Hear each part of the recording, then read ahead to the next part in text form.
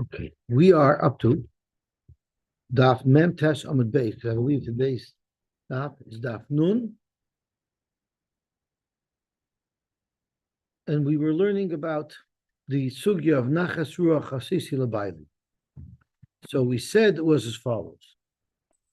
Let's go back to Frank the Gemara. We should have a svara of Nachas Ruach Hasisi Labayli, and I didn't really mean to sell, right? So this discussion was if the discussion was, can someone buy a property from his wife, from the nichsim alug of his wife? And the Mishnah says that a person does not have the chazaka on the karka of his wife if he was there for 3 years. But you could technically have a sale. Correct, Gemara, you can't even have a sale, because even if there was a signed star, we would say that she signed it because she didn't want to make her husband upset. Milai Tanan, did we not learn about this concept? That lokach min ish, the chaz of a lokach min ish. And what happened is the husband owns many properties, and each and every property that he owns is meshubet to his wife. Whatever someone owns is meshubet to the ksuba of his wife. And this fellow wanted to sell one of his properties, but the person who bought it didn't want a property with a lien. So he went back to the Isha after he bought the property from the husband and told Isha, I'll give you $1,000, release the lien from this property. The halach is mekche batal. The mekche is batal. You know why? Because she didn't really mean to release the lien, but she's afraid if she doesn't, her husband will be upset with her. Alma Amra, she could say, Nachas Ruach Hasisi Labayli. You told me like a built-in Moidah. Correct the Gemara, Hakanami here too, when a man directly purchases a property from his wife, Tema let her say, yes, I signed the star, but Nachas Ruach Hasisi Labayli. It didn't really mean it. I just didn't want to make Ava. I didn't want my husband to be upset with me.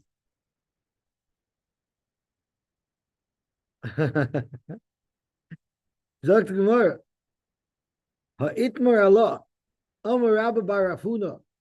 Rabbi Bar Rafuna said, Loi nitzurcha ela ba'oison gimel sadis. So here we have a very interesting scenario over here. There are 3 fields that a woman is particularly dependent upon to collect her ksuba.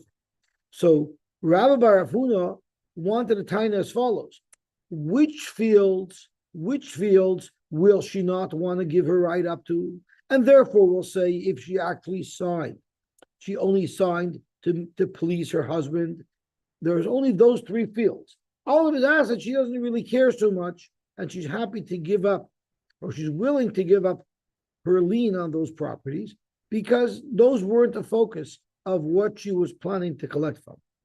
Maybe only these 3 fields are the fields that would be a problem, and therefore could be when we say that there's a type of Nachas Ruach Labayli, that's not by every field, that's by the 3 specific fields, and therefore you can't ask a kasha. In our case, if he buys a field from her, she wouldn't have that, she wouldn't be able to say Nachas Ruach, as long as it's not one of those 3 fields. So that's what we're saying at this point, but it's going to develop further. Which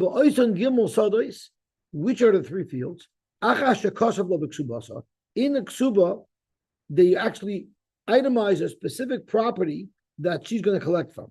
I don't think our properties say that. Our ksubas say that, but I guess there was a version of ksubas in those days that actually identified a specific property that's going to be leaned to pay a ksuba. I'm sorry. No.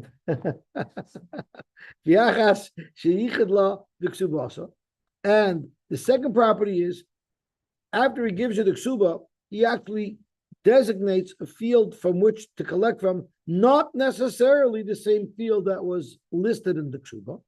And the and the third field that she relies on is a field that was nichse toim ba'asal, meaning upon their marriage, any assets she brought to the marriage would be assessed as to their value. Then they belong to him, and should he ever divorce her or should he die and the marriage dissolves, she will be paid back that amount that had been previously assessed as the value of the property that she bought.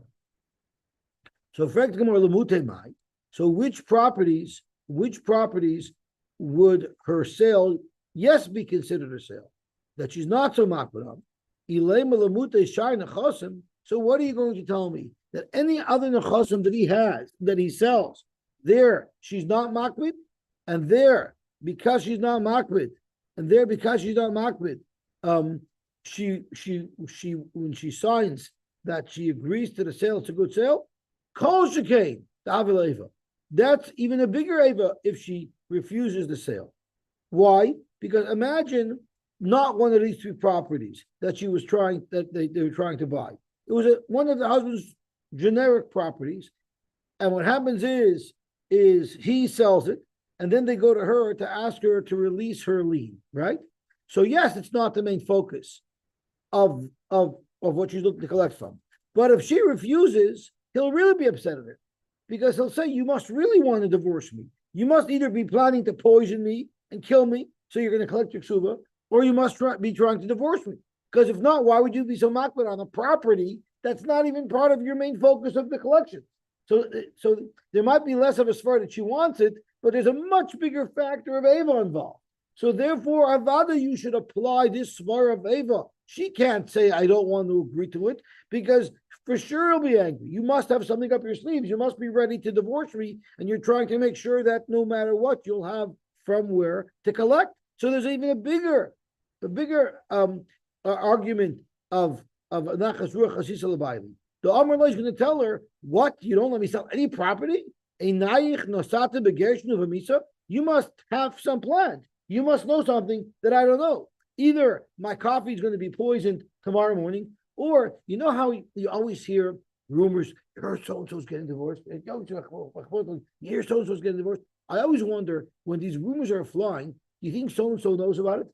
So I always tell my friends, if you hear that I'm getting divorced, please tell me. Why should I be the only one out of the loop? So something like that, if he sees that she's not willing to sell a property that's not even the main property of her ksuba, clearly that's going to cause Eva. So it must be that every single property that a man has, she will feel compelled to sign and agree to the sale because of Eva. And therefore, she can't sell anything. So back to our question, if you want to buy something from her, how is it possible that she wouldn't have that taina of nachas ruach chasisa l'bayli? Ela lemute, there's only one type of property that there wouldn't be a problem with Eva, and that's nichse malug. It's only nichse malug. Why would nichse malug be different? Zok the heilige Rashbam elavadai lemute nichse malug, and that explains our sugya. Elavadai lemute nichse malug also Rabbi Bar Rav Huna. Rabbi Bar Rav Huna was only trying to say that by nichse malug there's no svar of nachas ruach chasisa l'bayli, and that's where our Mishnah, we were dying from our Mishnah, there's no chazaka in nichse malug, but you could buy nichse malug if you have a star. That's where we will say that you wouldn't be afraid to say no. The Bahanu Amar im lokach when it is the chazer lokach when it isha mechray kayim. In this case, it's mechray kayim. Why? The kivun de shalahin, the nichse malug is always hers. It's not just a property that he has that's leaned to her, so she's protecting your ksuba. She owns it. He only gets payers. The shalahin eina yagura mibayla. There, she wouldn't be afraid to say, "I disagree to a sale," because it's hers. It's nothing to do with her getting it, not getting it. It's my property, and therefore, she'll also be able to tell her husband, "I don't agree to the sale." If she does agree to a sale, she can't say, "I didn't mean it. I felt pressured because my husband." Because by her own thing, it really belongs to her. There, she wouldn't be hesitant to deny the sale. And therefore, we can now explain our Mishnah that only says a husband doesn't have a chazaka in the chasam of his wife, but he actually could sell them.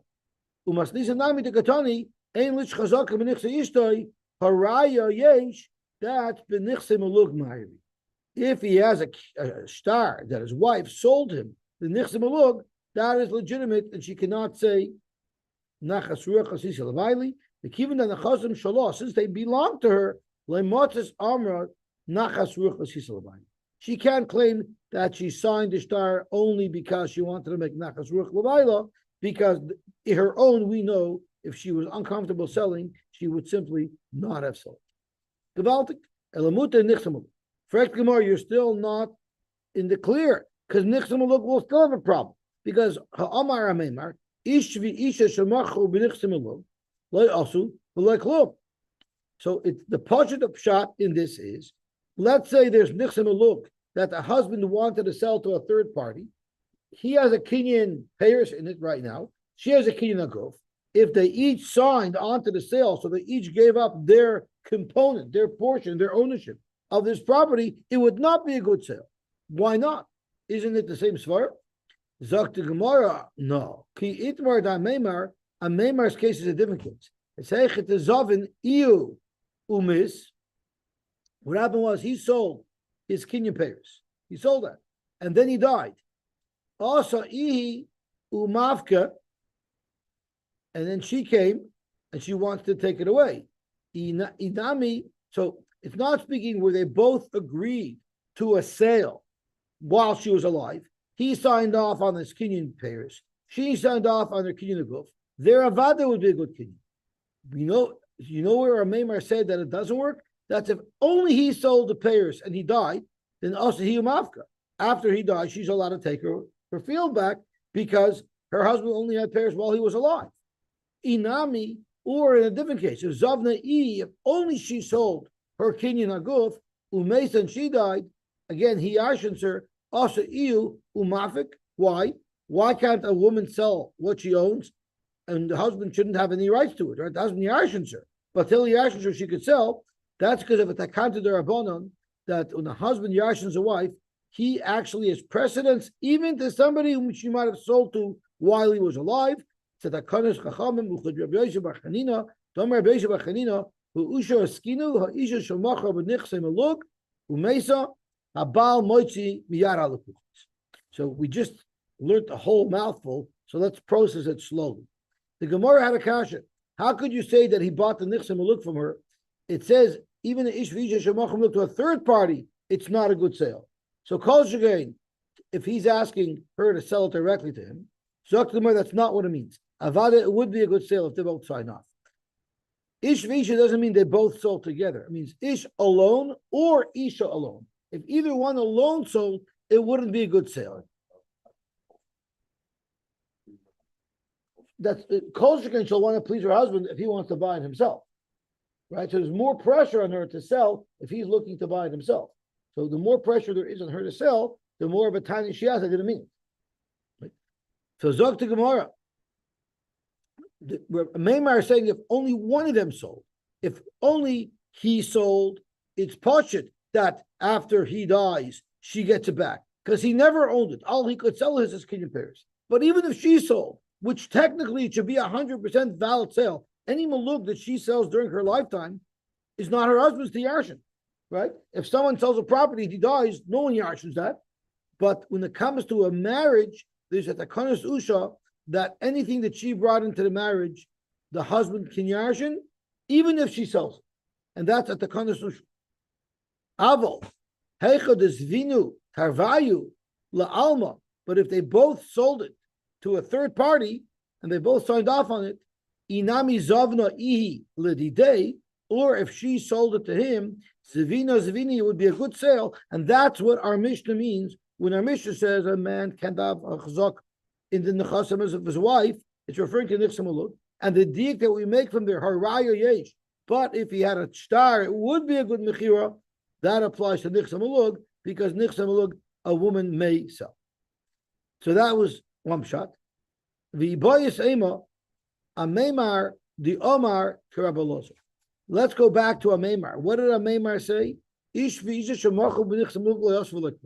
Now we're saying it doesn't mean if they both sell it together or if she sells to him. It only means if only she sells or if only he sells. Now they're going to say no. Even if they both sell it together, it's not a good sale. Why?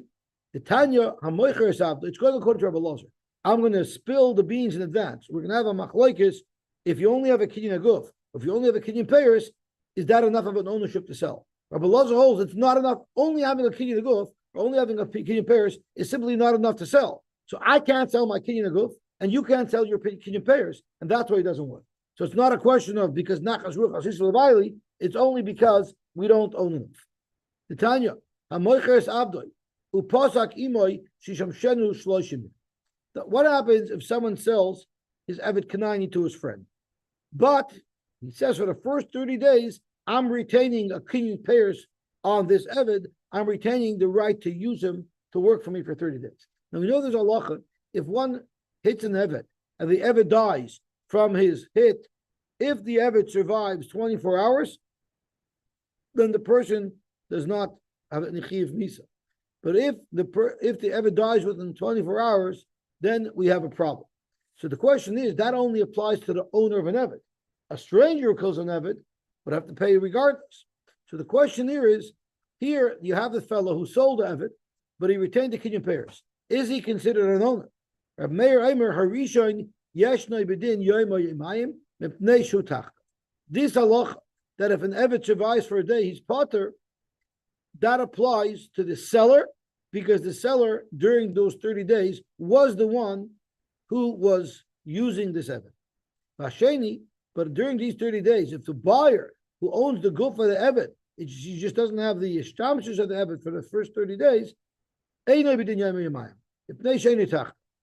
Kasover, it must be their mayor holds, kinyan payers kekina guftam. And therefore, since the seller retained the kinyan payers, he retained the right to use this Eved and to get the fruits of the labor of this Eved. He's the guy who has the din of Yom Yamayim. He's the guy that the Torah is referring to. The opposite. Hasheni yesh le b'din Yom Yamayim, because it belongs to him.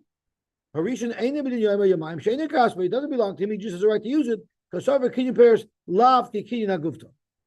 Let's just have a quick peek into the Rashbam. Harishan imikayu meis l'soif shnei yom.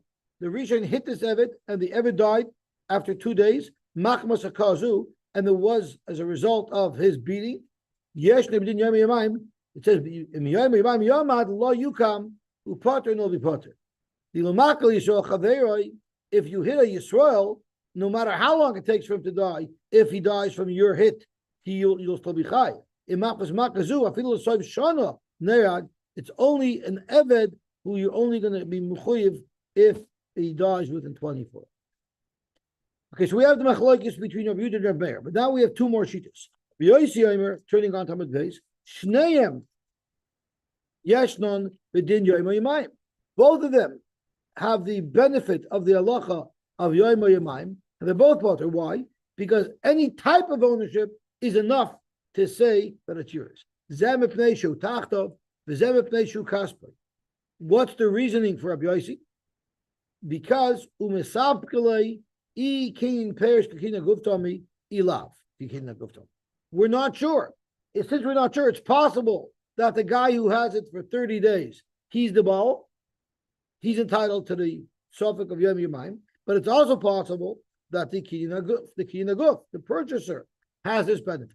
Since we don't know, it's for suffix nefashos lahakol. Either one of these guys who killed the Eved has the benefit of suffix nefashos lahakol. It's a suffix by a chiv misa, as the Rashbam says. The suffix nefashos, the bailim shekiu uminerek b'hem lahakol. It's a suffix which one of these is entitled to the exemption of Yom Yamayim. Therefore, we go to kula the nafkaloni the shaftu eda v'itzilu eda. We're always looking for ways to salvage and save the life of the perpetrator. Zok Gemara. Rebbe Lazar, and he's the one who we were looking for, is Shneim Einon Bedin Yom Yamayim. Neither one of these part owners have the benefit of the din of Yom Yamayim. Zel Lefi Shein Yitachto, the purchaser, because he's not yet in charge of using David. The Zel Lefi Shein Yikaspa. Now you might ask, what does a diuk in the halacha of the owner of an Eved have to do with determining whether or not you can sell their property? But it's all totally in my own. The Amar Rava, my time with Rabbi Lazar, you know what the reason for Rabbi Lazar is? Because Amar Kra, Lo Yukam Ki Kasbahu. Why does it say Ki Kasbahu? It's an extra word. to tell you that it has to be kasper al yuchad. It's not you're not considered an owner unless you are the only owner. Let's have a look at the Rashbam. Kikasbayu, mayursahu. The words kikasbayu is extra. We're talking about an eved. Someone hits his eved. The Mishnah, the Torah says that if the eved does not die within 24 hours, then he is potter. Kikas. Why do you have to say kikasbayu? Every eved is kasper. Why do the Torah have to throw these extra words? Mayursahu. The man has seen this time how yotzarech litay b'davar. Why was it necessary for the Torah to say kikasbayu? First of all, we know we're talking about a zevet. So, what is the Torah trying to teach us? Inami, it didn't have to kikasba, he could have said kikasef. So, to show what the deek of Gemara is, but nevertheless, we learn from here that unless it's completely yours, it's not yours. So, Ameimar applies this same svar of Abelazar to Nichse Maluk. The Kivan. Since neither one of these two people, side the Kenyan Paris and side the Kenyan Gulf, do not own something completely, since neither person is considered the owner of this property, neither one can sell it. Even if they both sign on the sale, it's still not a good sale.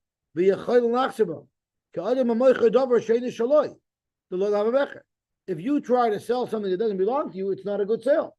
Even if they get together, is the chiddush. Even if they get together, it's still not a good sale because neither one has control to be able to sell it.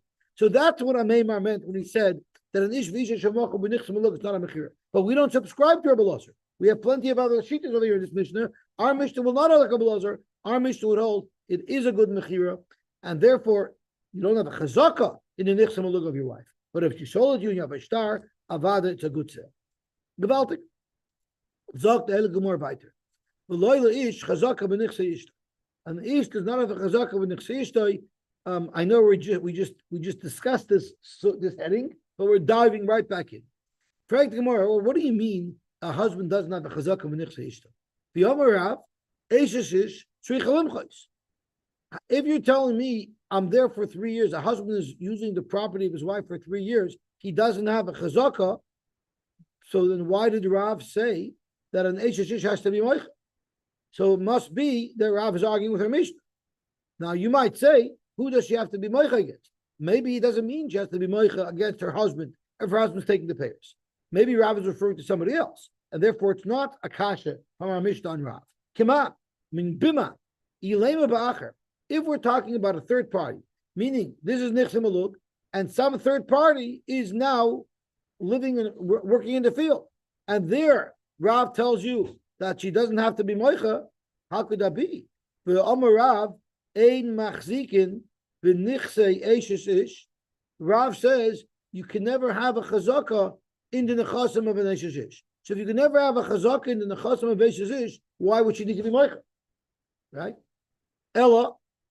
Now I just want to stop and think the Shpam sticks in when Rav did say ein machzikim v'nichsei eishes ish. The Rashbam explains the reason why you can't be machzik in the nechasim of Menesh ish because if she's not moicha, she'll say, you know why I wasn't moicha? Because I figured my husband's going to be moicha. He has the nichse maluk. He's the one who's eating the pears. If somebody else is eating pears when he's supposed to get the pears, he would be moicha. So I was relying upon him. But whatever the case is, elalav abal. So when the Rav said eishes ish tzarich limchais, it must be referring to if her husband is making a chazak on her field, because nobody else could make a chazak on her field. Because Rav already said that in Machzikim and Nichse Eishes. So it must be that when Rav said Eishes Tzricha Limchais, it must be speaking where her husband's trying to own the property. So that's a direct steer to our Mishnah, because our Mishnah says a husband cannot make a chazaka in the nechasim of his wife.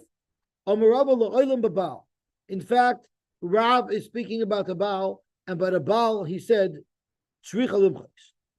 The question is why? Doesn't our Mishnah say that she doesn't have to be moicha? And for the Gemara, it depends what the husband's doing. Yes, if the husband's using the field in the normal way, such as planting and taking pears, there he has no chazaka. However, what if he did other things in the property? What if he starts doing construction, digging? He's not using it the normal way. That's causing great damage to the field. that's something that would bother her enough that, in fact, even from her husband, she would have to be moicha. So the answer to the kash is yes. Rav said she has to be moicha. That's if he's doing something that's very out of the norm, like digging in there. But if he's just using it for payers, our Mishnah says that's not a chazak. Frek the Gemara, how could you say chavar babar shich demands a macha? V'yomer Rav Nachman Omer Rabba bar Avua ein chazaka l'nezakin. There's no chazaka for nezakin. So let's see what this means. So let's go back to the Rashbam over here. L'olam b'bal shehestek v'nichta ishtoi ka'amar Rav the trich alimchayt sheyesh chazaka l'bal. Afilu achi loy sikshi loy masishin. It's not shver Mishnah. The hachazaka the ka'amar Rav. You know what type of chazaka the Rav says demands a macha? Is kagoyin shechafer bo habal boyrois shichinu ma'aris. Why would she be protesting there? The leperis who dishtabed like nichsim elug de ishtoi. The nichsim elug of your wife, you're entitled to his payers, but you don't have a right to mess the field up. V'loy lekalka lakarka lechafiris boyrois. Uchagoyin tzada she'ina asui leboyrois. Of course, we're talking about a field that it wasn't designed for boyrois, so it was supposed to be planted. So there, if he does something like that, there she would have to be moicha.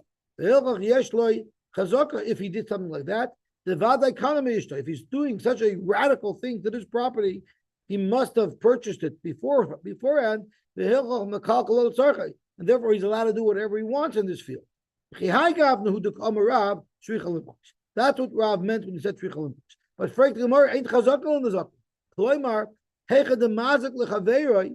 If you're doing damage to someone's property, that's not a manifestation of violence. That's not a chazaka at all. That would surely not require any type of macha.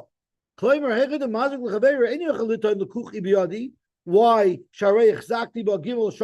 Why by damaging it? It would never be a chazaka if you're using a property in the wrong way. Because we always say the owner could say,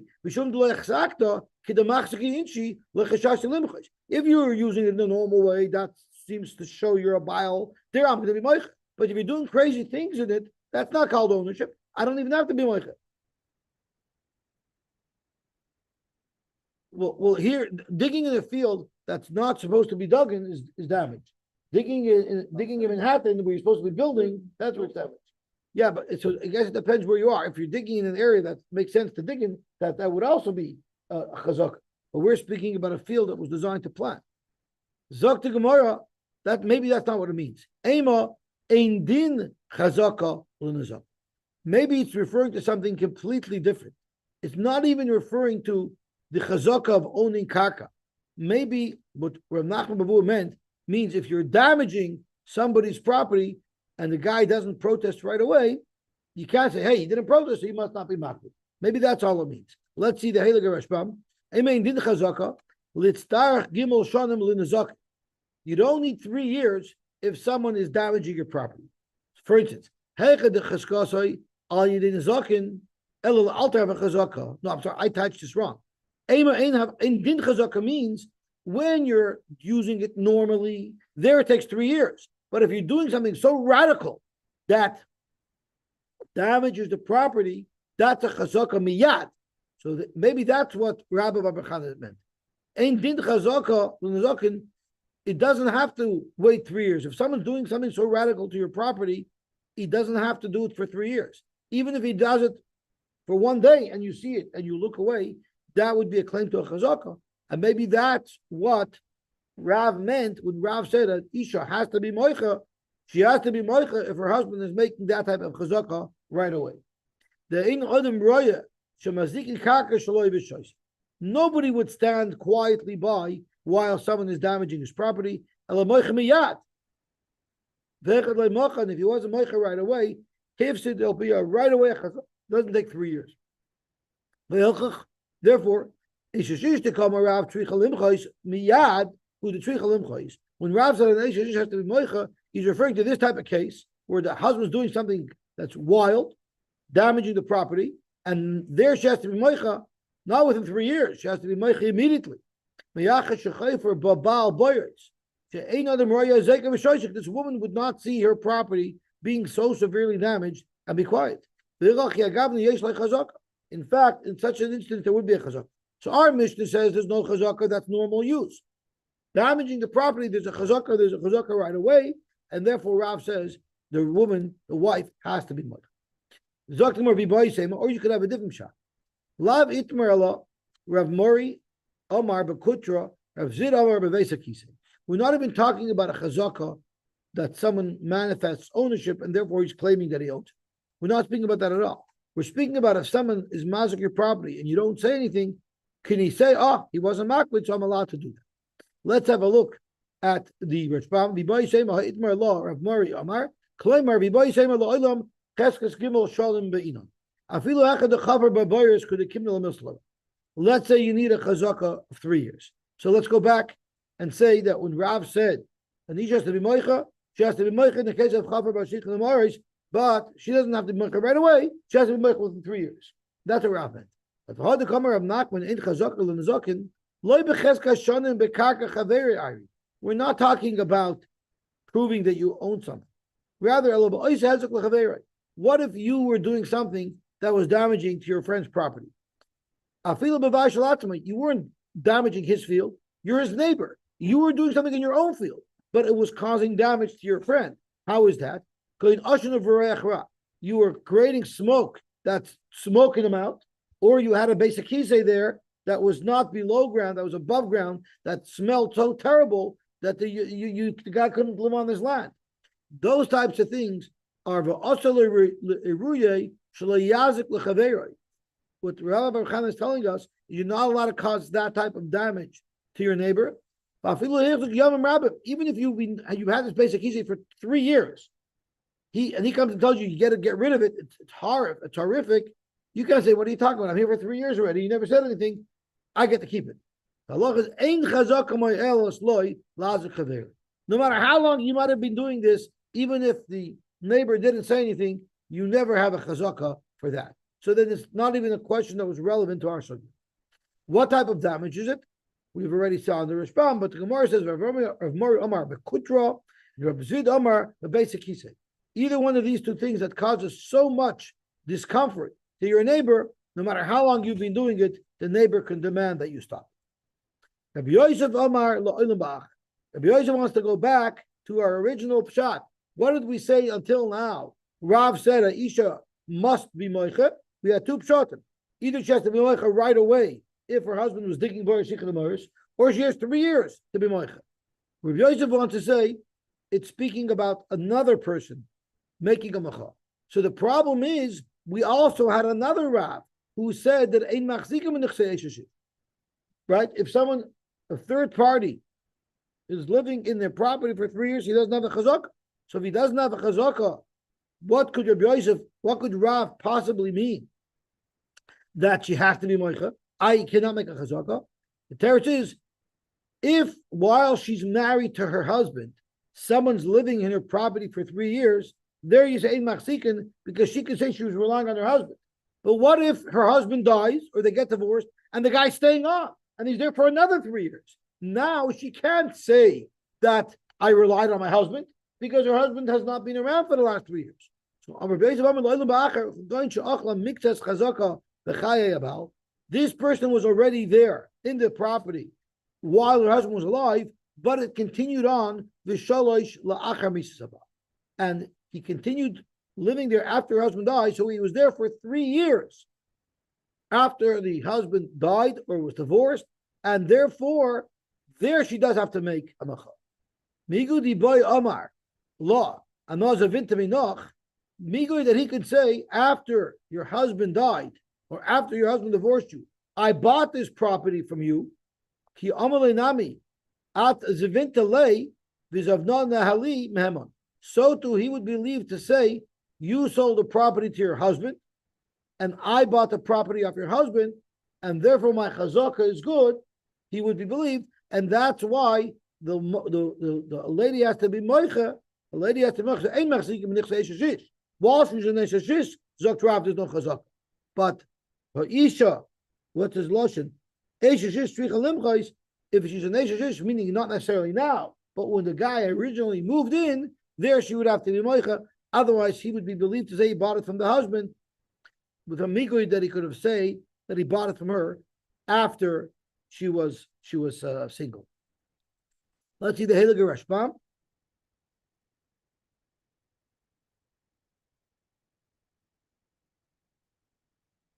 Rabbi Yosef Omer, Masnizan Latikshel Rav. The Kash is not, the Mishnah is not fair on Rav. The Maida Omer Rav, the Maida Omer Rav, Eishes is Tricha Limchaychs, Lava Balkam. Our Mishnah says that she never has to be moicha her husband because he's there for a reason. He has a right to eat payers, therefore there's no chazak. But we're talking about a woman has to be moicha to a third party, not to her husband. A man in his wife's nechasim will never have a chazak, and she never has to be moicha. When Rav says she has to be moicha, we're obviously speaking about a third party. With the I, Rav, also made a statement that you cannot make a chazaka in the nechasim of a neshish. That's not fair. When did we say you cannot have a chazaka in the nechasim of a neshish? That's while her husband is still alive. Even though he was in her field for 3 years while the husband was alive, ain't a chazaka, it's not a chazaka, and therefore she does not have to be moicha. Why not? The matas amra al baili tzamachti. You know why I wasn't moicha? I was relying on my husband. Inami, or davka peirosh shahayu lebaili b'nechazim shali ayson mochelach. Maybe you had a right to be there, so why would I be moicha? Maybe you bought the schus of peiros. Aval aguf shu shali loyo yisa yachal liknais. You could never have bought the guf that was mine because it belonged to me. It didn't belong to him. So you can't buy from him any more than he has. Now, so therefore I don't have to be moicha because you're there for a reason. The chivin the islay peri, since the husband has a right to payers, hakol yoidin the peri the kachel. Everybody knows that whatever you bought from my husband could only be payers, not gofa karka. That's why I wasn't moicha. And you know where Rav says she needs to be moicha?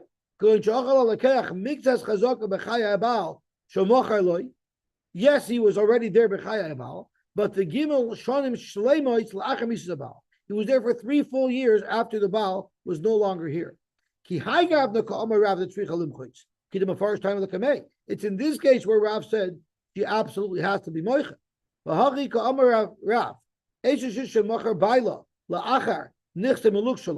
Let's say your husband sells her nichse malug to a third party. So the third party is eating pears while she's married to her husband. There she doesn't have to say anything. But the moment he dies, she needs to be moicha if he's still staying there.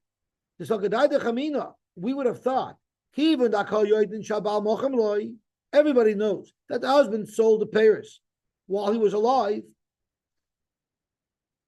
She never sold anything, only he sold. The gam hu moide kemoikein shabal mochem loy, and even this purchaser, this guy who's being machzor the karch, admits, you know where I got this field from? I bought it from your late husband. So I would think his chazaka shouldn't help at all. Why? Because he's saying I bought it from the husband. The most the husband could have sold him would have been a kinyan payers.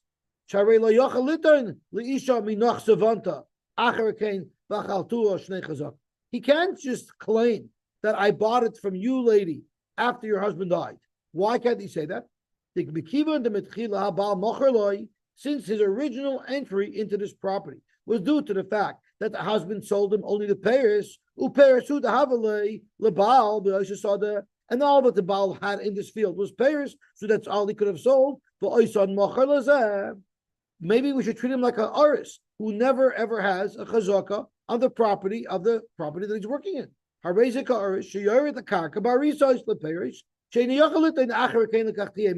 Even 5 years later, he can't say about it from you. We always assume that he's there als aris. So too, he bought the original deal was from the husband. Forever and ever, if he's there, he could never claim that he bought it from her because he was only there because the husband sold it to him. You would have thought that this situation does not require a mecha. Kamashlan Rav that no, this is not like a nourish. She has to be moicha after her husband dies. before this guy remains there for 3 years. Even though, yes, originally when he moved into the field, when the husband was alive, that was only a kinyan pairs that he bought from the Baal, but maybe I could taina that the Baal sold me the gufa karka. If he ends up yarshening you, let's say you die before him, he also sold me that right that he had to the future guf of the field. Vim yomus koydem loch. And if he dies before you, peiros miakanichi, at least I got the peiros.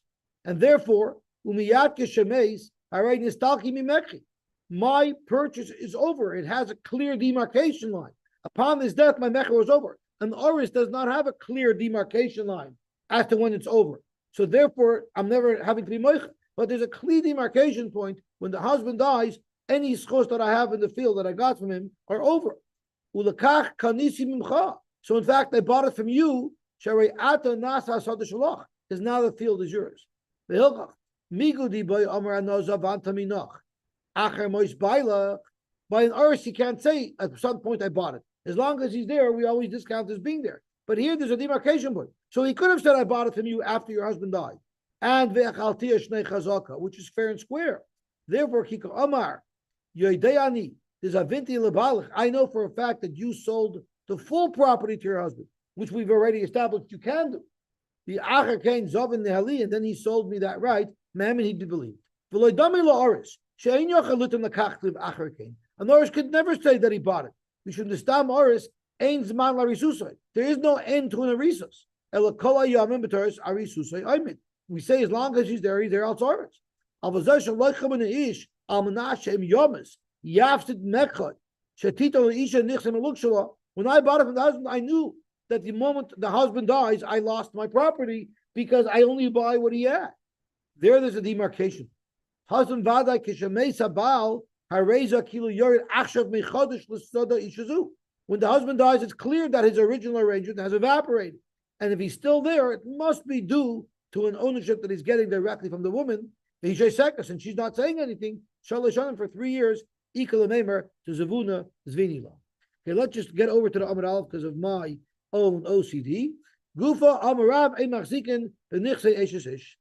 Okay, now we finished it off fully. Everybody should have a wonderful 10th of Av. I know we're still a little bit in the 9 days, but Bez Hashem, by Chatzois, we're going to be able to have music, we'll be able to shower, and take haircuts. We should have the big Yeshua of Mashiach Shiava. Amen.